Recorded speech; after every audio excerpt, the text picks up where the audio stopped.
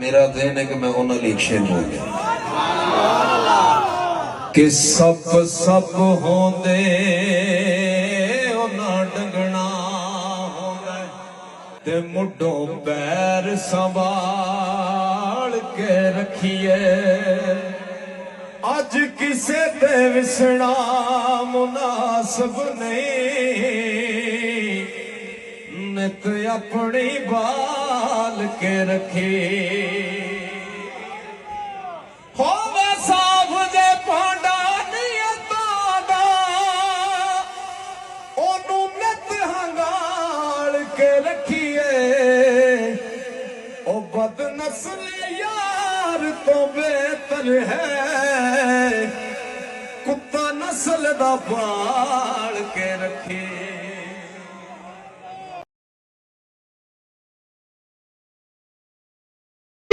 खिदमत जुदे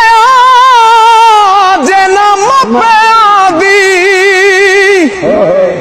मोया टोग रचान दा की फायदा पहला कोल बैके दुखड़ा फुलिया नहीं पिछों रोन कर लाउन दा की फायदा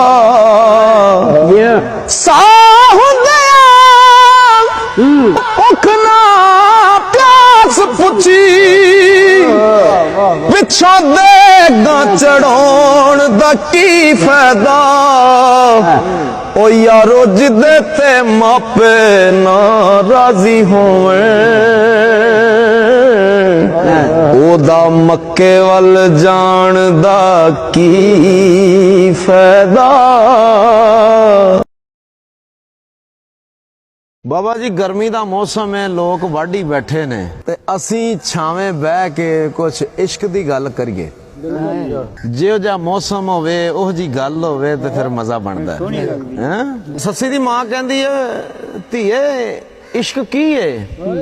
ते सस्सी दसदी है कि मां मैं तेनू दसनी है इश्क की है। इश्क दियां निशानियां दसदी है सस्सी कहंदी है किसे इश्क दे के आ मरीज कामल आमद इश्क निशानियां नौ माए। इश्क दियां निशानियां नौ ने केड़ी केड़ी ओ दिल विच दर्द रंग जरद ते सरद आही